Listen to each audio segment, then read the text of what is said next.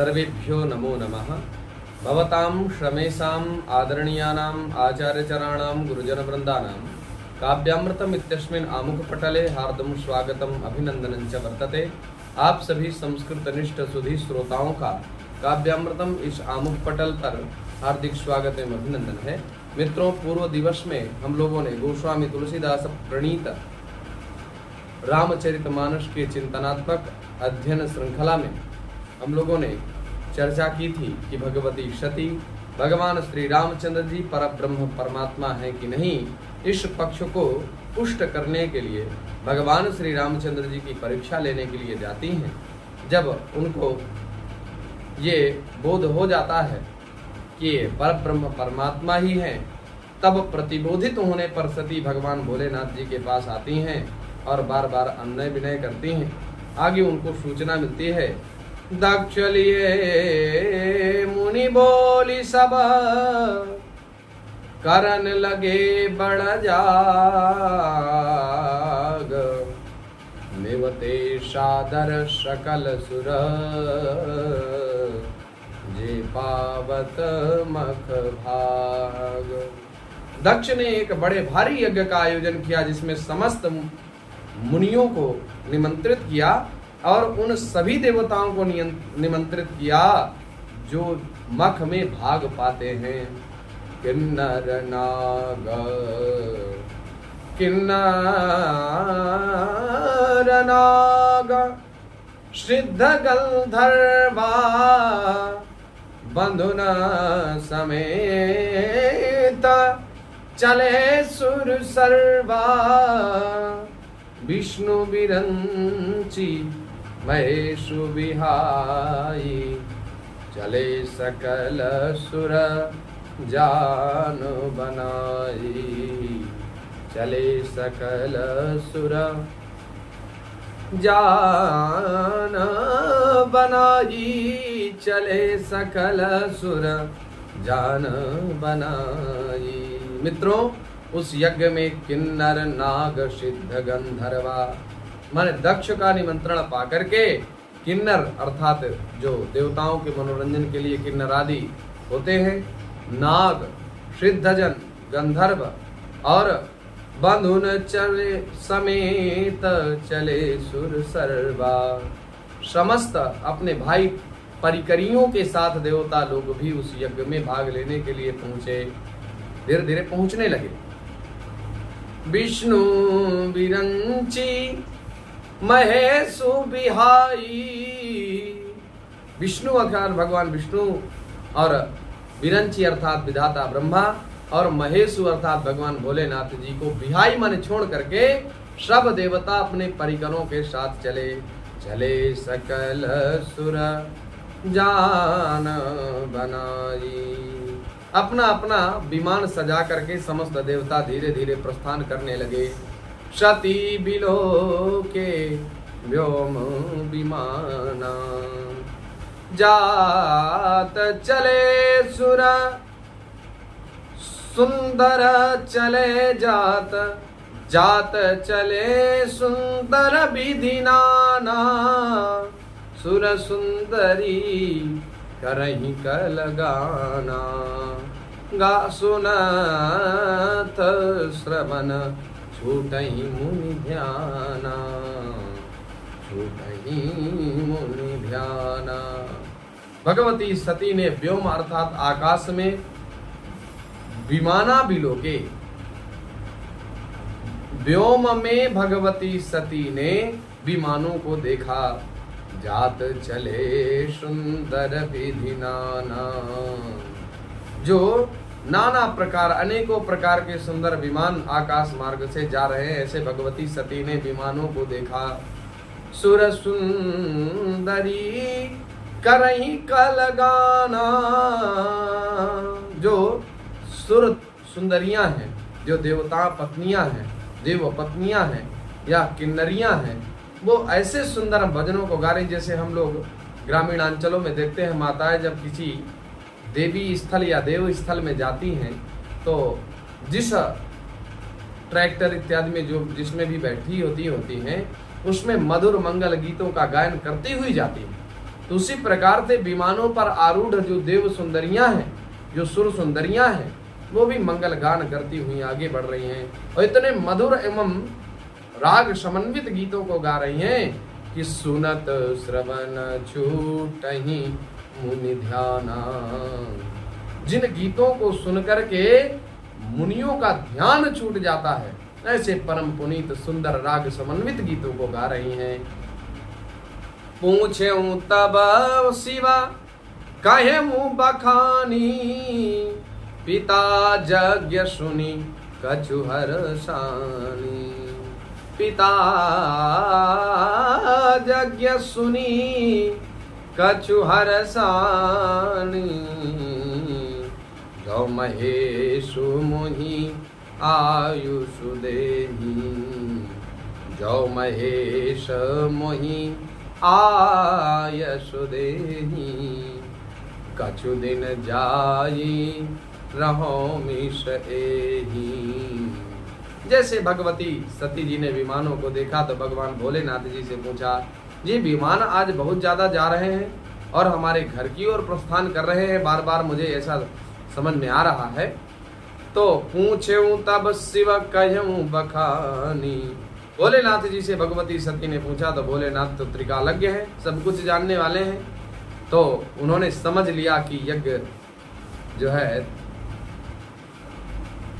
दक्ष के द्वारा अनुष्ठित किया गया है और उस अनुष्ठीयमान यज्ञ में समस्त देवता गण जा रहे हैं, उनको निमंत्रण पत्र भी प्राप्त हुआ है। लेकिन ब्रह्म विष्णु विनंची महेशु विहाई, विष्णु भगवान को और विधाता ब्रह्मा को और हमको निमंत्रण पत्र नहीं मिला है।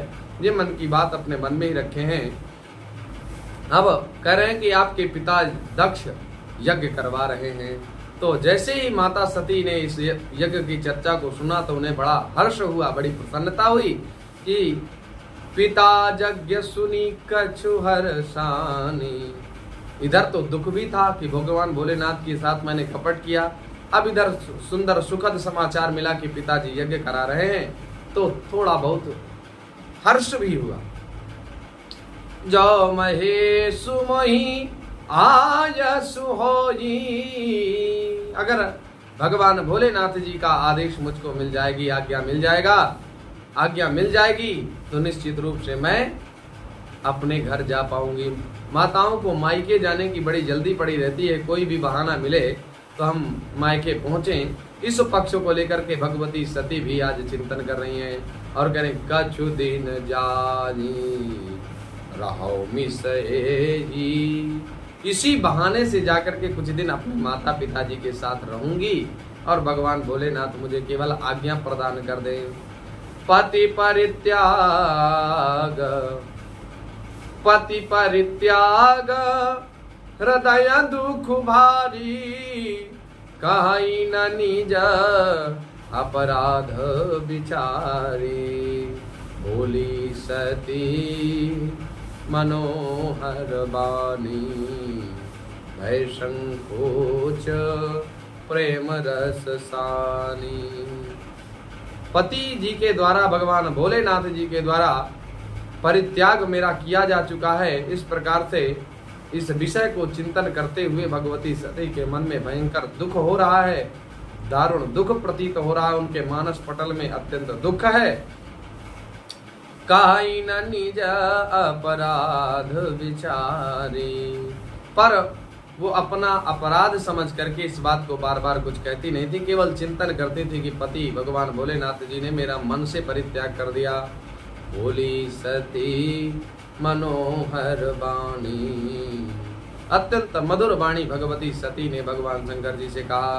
भय संकोच प्रेम रस सानी, सती जी भय एवं संकोच के साथ प्रेम रस में पगी हुई वाणी के द्वारा भगवान भोलेनाथ जी से कुछ कहने लगी।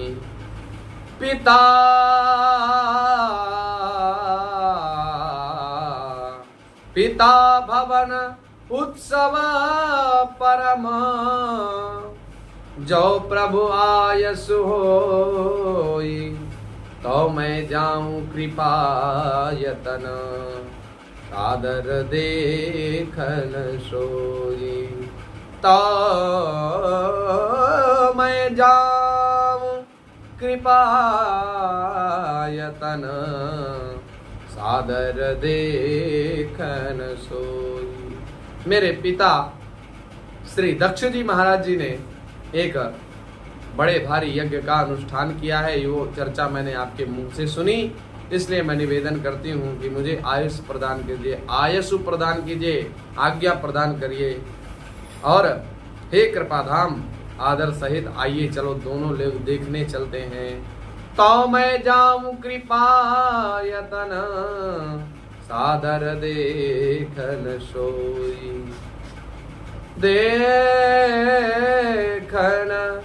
देखन सादर, सादर देखन सोई।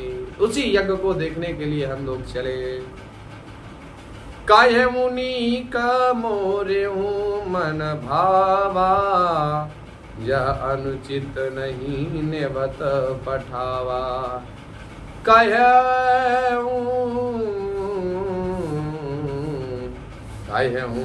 नीक मोरे मन भावा।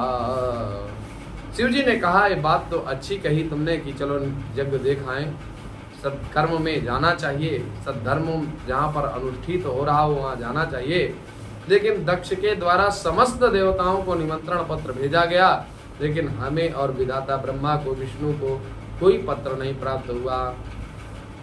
या अनुचित नहीं नेवत पठावा, नेवत नहीं पठावा यह अनुचित है। निमंत्रण पत्र हम लोगों के पास नहीं भेजा, ये अनुचित है। और आवत ही हर से नहीं, नयनन नहीं स्नेह। तुलसी तहा न जाइए, चाहे कंचन बरसे मेघ। चाहे मेघ स्वर्ण वर्षा ही क्यों ना कर रहे हो, बिना निमंत्रण के कहीं जाना नहीं चाहिए। भगवान भोलेनाथ जी ने मना किया, ये अनुचित है। उन्होंने हमारे पास निमंत्रण पत्र नहीं भेजा। दक्ष सकाल श्रुत निज श्रुता बुलाजी, हमरे बयर तुमहु बिसराई। दक्ष ने अपनी समस्त पुत्रियों के पास निमंत्रण पत्र भेजा है, और किंतु हमारे बैर के कारण, हमारा वैयक्तिक बैर होने के कारण तुमको भी भुला दिया है। ब्रह्म सभा हम सन दुख माना, तेहि ते अजहूं करहीं अपमाना। जो बिनु बोले जाऊं भवानी, जो बिनु बोले जाऊं भवानी।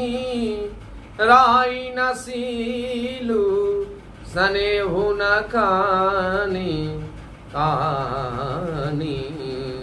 राई न सीलू स्नेहु न कानी।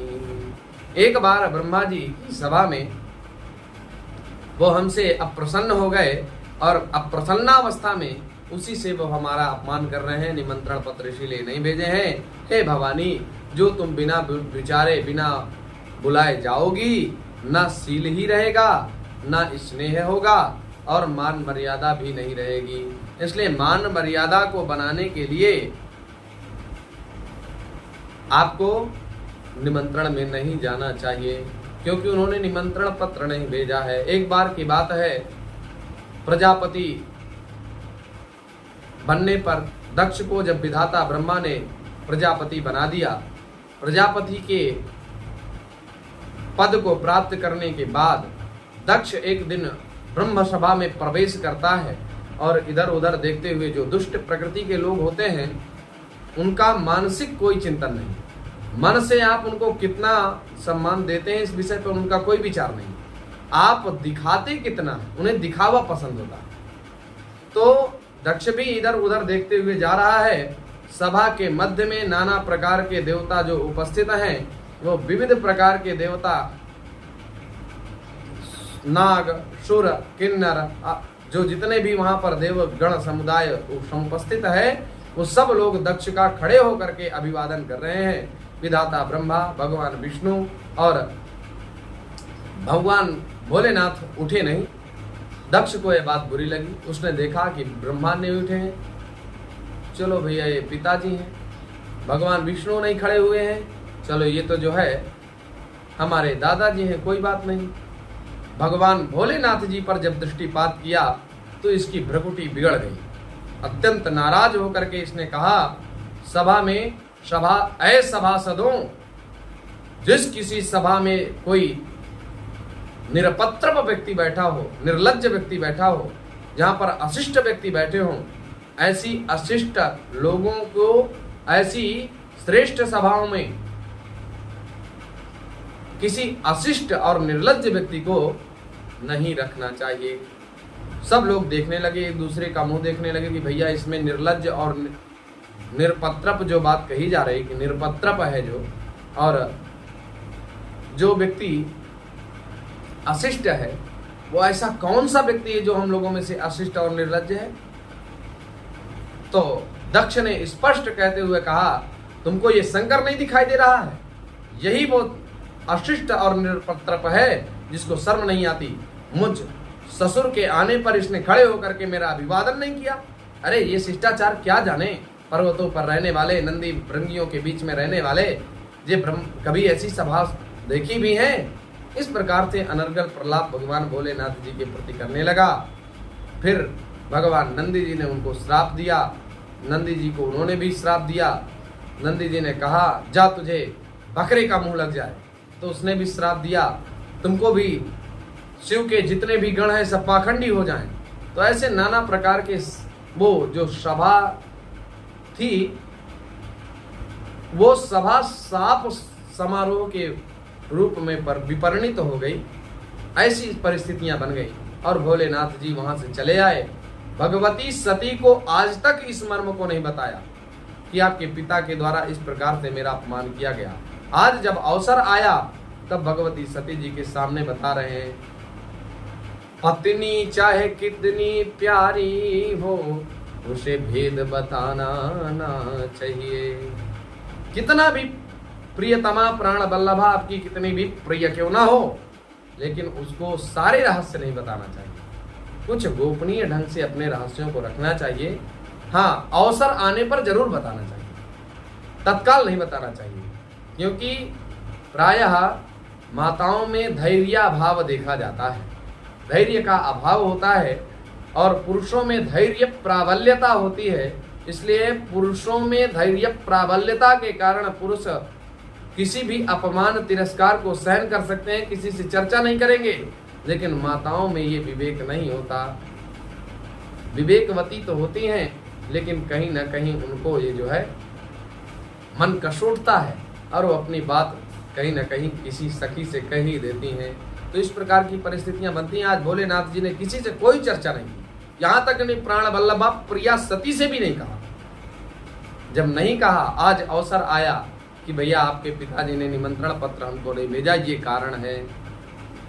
जाओ बिनु बोले जाहु भवानी, जो बिना निमंत्रण के अगर आप जाएंगी तो ना ही शील रहेगा, ना ही स्नेह रहेगा, ना हमारी वो मान मर्यादा होगी जो होनी चाहिए। इसलिए हमें नहीं जाना चाहिए। यद्यपि मित्र प्रभु पितु गुरु गेहा, यद्यपि मित्र प्रभु पितु गुरु गेहा, जाइय बिनु बोले हूँ न संदेहा। तदपि विरोध मान जह कोई, कहाँ गए कल्याण न होई। यद्यपि फिर भी इसमें जो है मित्र के यहाँ जहाँ पर धार्मिक अनुष्ठान हो रहा हो, वहाँ पर प्रभु जी अपने स्वामी के यहाँ, पिताजी के पास और गुरु जी के पास, अगर इन 4 स्थलों से अगर कहीं निमंत्रण पत्र भी ना आए तो भी वहाँ जाना चाहिए। कहाँ कहाँ? मित्र के यहाँ, अपने स्वामी के यहाँ, गुरु जी के यहाँ और पिताजी के यहाँ। इन 4 स्थलों में बिना बुलाए, बिना आमंत्रण निमंत्रण पत्र प्राप्त होने पर भी जाना चाहिए। जाई बिनु बोले न संदेहा, इसमें कोई संदेह नहीं है। लेकिन तादापि विरोध मान जहाँ कोई, जहां पर मित्र के द्वारा विरोध हमारे जाने पर वो विरोध मानता हो, जो गुरु हमारे आने पर विरोध मानता हो, जो पिता हमारे उस स्थल पर पहुंचने पर विरोध मानता हो, जो स्वामी हमारे जाने पर विरोध मानता हो, ऐसे स्थल का परित्याग कर देना चाहिए, नहीं जाना चाहिए। तहां गए कल्याण न होई, भगवान भोलेनाथ कहते हैं वहां जाने से हम लोगों का कल्याण नहीं है, इसलिए भगवती आप भी मत जाइए। भांति अनेक शंभु समुझावा, भावी बस न ज्ञान उर आवा, कहा प्रभु जाहूं जो भी नहीं बोलाए, नहीं भली बात हमारे भाई। भगवान भोलेनाथ जी ने उनको, भगवती सती को बार बार समझाने की चेष्टा की, लेकिन होनी भवितव्यता नाम द्वाराणी भवंति सर्वत्र, होनी बहुत बलवती होती है, होनी होनी होके रहती, होनी से को बच ना पाए। होनी इतनी बलवती होती है कि वो होके ही रहती। आज भगवती सती जी के साथ जो भावी होने वाली परिघटनाएं हैं, वो घटनाएं विधाता ब्रह्मा जी के द्वारा जो लिख दी गई हैं, अब वो ज्ञान जो भगवान भोलेनाथ बता रहे हैं कि तहां गए कल्याण न पूजी, वहां जाने पर कोई कल्याण नहीं होगा, इसलिए आप मत जाओ। बार बार भगवती सती से ये बात भगवान भोलेनाथ कह रहे हैं, समझा रहे हैं, नाना प्रकार से चेष्टाएं कर रहे हैं समझाने की, लेकिन बलवती होनी जो है वो बलवती प्रतीत होती है, इसलिए उनको उनके हृदय में कोई ज्ञान नहीं उपज रहा है। फिर भी शिव जी ने कहा यदि बिना बुलाए जाओगी तो हमारी समझ में अच्छी बात न होगी, तुमको बिना बुलाए आपको भी नहीं जाना चाहिए। भगवती सती कही देखा हरि जतन बहु, रही न दक्ष कुमारी, दिए मुख्य गण संग तब, विदा कीन त्रिपुरारी, विदा कीन त्रिपुरारी, विदा कीन। जब बहुत प्रकार से समझाया, भगवती दक्ष कुमारी जी की बात मन में नहीं आई, उनके मन में विचार नहीं आ पाया, तो दिए मुख्य गण संग तब, कुछ मुख्य गणों को साथ में भेजा और विदा कीन त्रिपुरारी, भगवान भोलेनाथ जी ने उनको विदा कर दिया।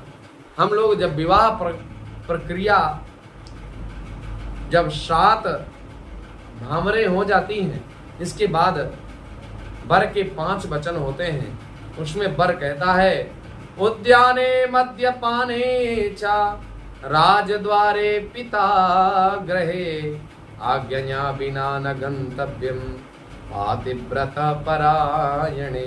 हे पातिव्रत परायणे, पातिव्रत का पारायण करने वाली, अनुष्ठान करने वाली, नित्य पतिव्रता रहने वाली मेरी प्रिय। वर कहता है अपनी प्रिया से, उद्याने किसी पार्क में, मद्यपाने चा, जहां कहीं भी मद्यपान हो रहा हो, मदिरा का पान किया जा रहा हो, शराब सेवी लोग हों, ऐसे सुरापान का सेवन करने वाले लोग हों, उस स्थान पर कभी भी मत जाना।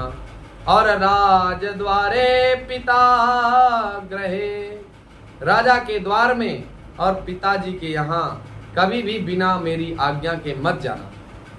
ये बात वर विवाह के समय कहता है।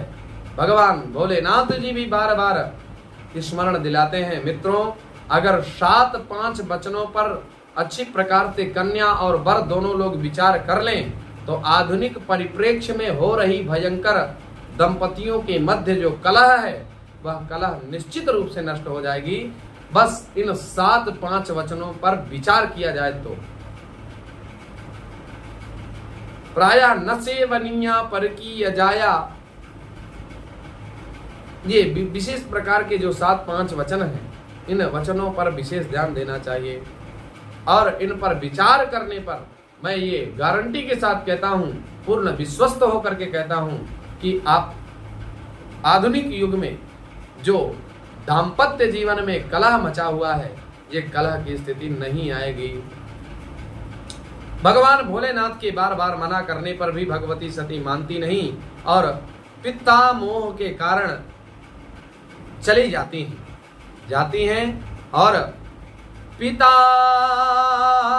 भवना जब गई भवानी, दक्ष त्रास काहू न सनमानी, सादर सादर सादर भले ही मिली एक माता, अग्नि मिली बहुत मुस्काता। पिता भवन जब गई भवानी, जब मुख्य गणों के साथ भगवती सती पुनः अपने पिताजी के यहाँ पहुंचती हैं, तो पिता भवन जब गई भवानी, दक्ष त्रास खाहू न सनमानी। दक्ष के डर के कारण किसी ने भगवती सती का सम्मान नहीं किया, यहां तक कि उनसे पानी के लिए भी नहीं पूछा। आजकल चाय का बहुत फैशन है, चाय और नमकीन। प्रायः लोग क्या करते हैं, कोई भी अतिथि आए अगर उसको चाय न पिलाई जाए तो कहता है हमको कुछ मिला ही नहीं, कोई आवभगत ही नहीं हुई, और चाय पिला दी जाए, बड़ा भयारी इससे नुकसान है। कभी भी चाय की अधिक मात्रा में उपयोगिता सिद्ध करते हुए चाय का ज़्यादा सेवन नहीं करना चाहिए, लेकिन लोग बात करते हैं, यही फैशन है, इसीलिए लोग आज समस्याग्रस्त हैं। तो मित्रों, भगवती सती से जल के लिए भी किसी ने नहीं पूछा। दक्ष के डर के मारे किसी ने न कोई हालचाल पूछे, न कोई, जो भी देख रहा है वो मुंह मोड़ ले रहा है। सादर भले ही मिली एक माता, सादर आदर पूर्वक एक व्यक्ति मिला, वो कौन थी? माँ। माँ के दिल जैसा दुनिया में कोई दिल नहीं। जो बात कही गई वे बात यथार्थ सत्य है, केवल अनुभव की जरूरत है। आप लोग अनुभव करें। भगवती सती से पिताजी दक्ष के त्रास से भी ना डरती हुई आज माताजी, जो भगवती सती की माताजी हैं, वो माताजी भगवान भोलेनाथ जी का हाल समाचार पूछती हैं और वही भगवती सती जी की माताजी उनसे मिलती हैं। भगिनी मिली बहुत मुस्काता। भगिनी अर्थात बहनें, तो भगिनियां भी मिली लेकिन बहुत मुस्काता, बहुत मुस्काता। अगर मुस्काता प्रसन्न मुद्रा मिलती वो ठीक है, लेकिन बहुत मुस्काता, ये बात खल गई। बार बार जो है व्यंग कर रही हैं। अरे हमें जैसे ही पता चला कि आज भगवती सती नहीं आई हैं तो हमारा मन बड़ा उदास था। हम पता ही करने वाले थे कि क्या उनको निमंत्रण पत्र नहीं भेजा गया क्या।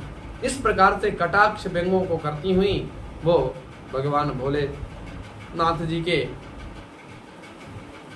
प्रसंग को पूछना चाह रही हैं। भगवती सती नितांत शांत अवस्था में खड़ी हैं और माता जी से मिल रही हैं।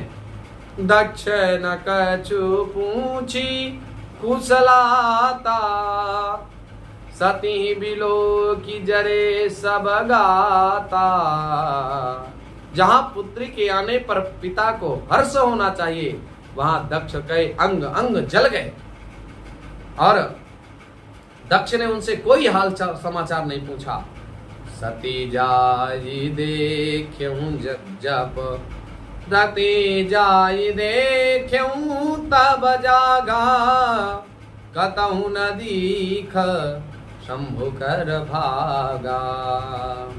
सती जी ने जब यज्ञ को देखा तो वहां पर भगवान भोलेनाथ जी के लिए कोई स्थान सुनिश्चित नहीं किया गया था, कोई भाग उनके लिए नहीं दिया गया था।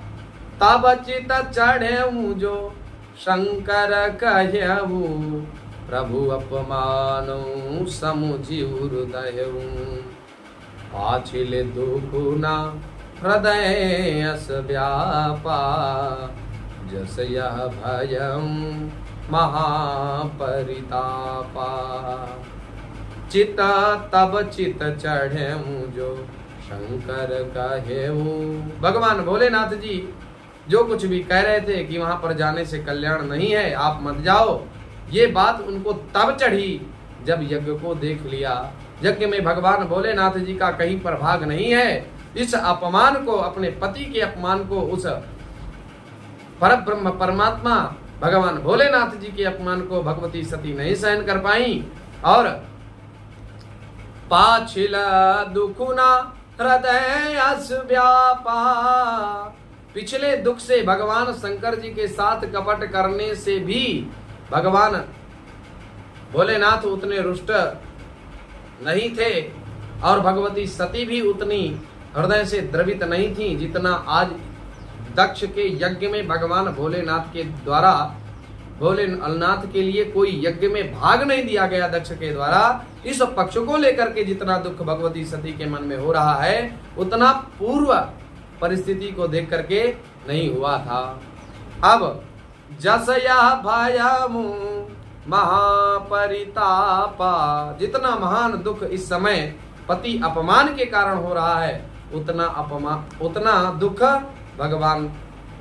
भगवान भोलेनाथ जी के साथ मृषा बात बोलने पर उतना कष्ट नहीं हुआ। वाह। यद्यपि जग दारुण दुख नाना, सबते कठिन जाति अपमाना, जाति अपमाना। बहुत प्रकार के इस संसार में दुख है, उन सबसे ज्यादा कठिन दुख है जाति अपमान। किसी भी व्यक्ति को जातित्वेन, जाति के नाम पर उसको परेशान नहीं करना चाहिए, कभी भी उस पर उसका अपमान नहीं करना चाहिए। हीन भावना, जाति को लेकर के व्यक्ति में हीन भावना डालना ये महान परिताप है, महापाप है। इसलिए संसार में अत्यंत भयंकर दारुण दुख है, तथापि जाति अपमान सबसे बढ़कर के है, सबसे कठिन है। समुझी जो सती भयं अति क्रोधा, बहुविधि जननी कीन प्रबोधा, बहुविध जननी कीन प्रबोधा। समुझी सो सती भयं अति क्रोधा। जब भगवती सती ने समझ लिया कि भगवान भोलेनाथ जी का तिरस्कार किया गया और उनको यज्ञ में भाग न दे करके दक्ष ने एक साजिश रची, तब भगवती सती को भयंकर क्रोध आ गया। बहुविधि जननी कीन प्रबोधा। सती माता ने उनको बहुत प्रकार से, भगवती सती जी की जो माता जी हैं, उन माता जी ने भगवती सती को बार बार प्रबोधित किया, प्रतिबोधित किया कि बेटी आपका क्रोध करना उचित नहीं है। शिव अपमानु न जाई, न जाई, न जाई कही। शिव अपमानु न जाई सही, हृदय न होई प्रबोध। सकल सभई हठी ठठकी तब, बोली बचन सक्रोध। बोली वचन वचन वचन सक्रोध। परंतु शिवजी का अपमान भगवती सती जी से सहन नहीं हुआ। हृदय न होई प्रबोध, और उनके हृदय में कुछ प्रबोध नहीं हुआ। भयंकर क्रोधाग्नि में प्रदीप्त होती हुई भगवती सती ने तब सभा में बैठे हुए सभासदों के सामने क्रोध भरे वचनों को बोला। भगवती सती जी इस प्रकार से बोल रही हैं, तो क्या बोल रही हैं, इस विषय को हम कल सुनेंगे और चर्चा करेंगे। आज यहीं तक हम लोग चर्चा करते हैं और भगवती सती के मंगलमय स्वरूप का दर्शन करते हुए यज्ञ की परिस्थिति को हमने जाना। आशा है आप लोग लाभान्वित हो रहे होंगे, तो चैनल को लाइक, शेयर एवं सब्सक्राइब करना ना भूलें। पुनः नमो नमः, हार्दिक स्वागत, अभिनंदन, वंदन।